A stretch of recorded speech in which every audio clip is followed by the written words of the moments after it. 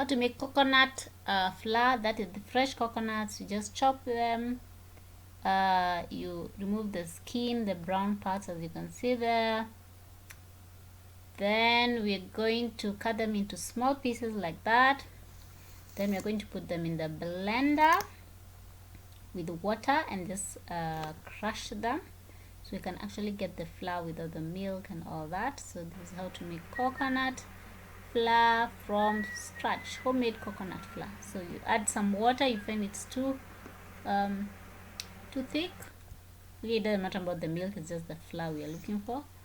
So it's not about making coconut milk, but that's a surplus. With the making the coconut flour, you get coconut milk as a byproduct of making coconut flour. So we're just going to strain the coconut after you blended it up and it's finely blended in the blender. So now that pulp that we are getting is what we were going to use. That's it there. You're going to use it to make the coconut flour.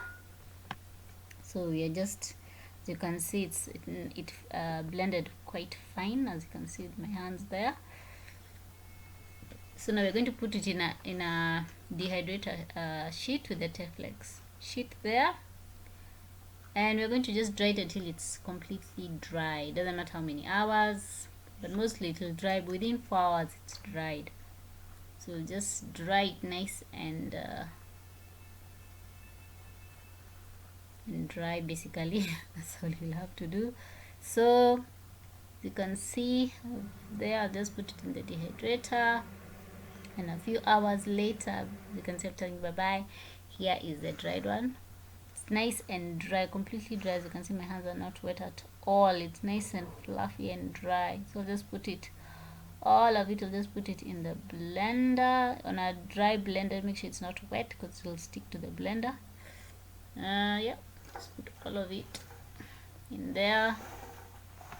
It's going to be awesome, people. So you can make the flour, you can use it to make gluten-free cookies, cakes, all that. So that's why I'm making it. If not, you can just buy yourself one. So now there it is. So I'm just going to blend it up a few minutes on high, and then that's it. Just going to blend it up. Simplest way, you don't have money to buy coconut flour, which is like, I think it's 200 grams, almost 1,000 shillings. Okay, that's the flour there, as you can see. So it's come out nice and fine.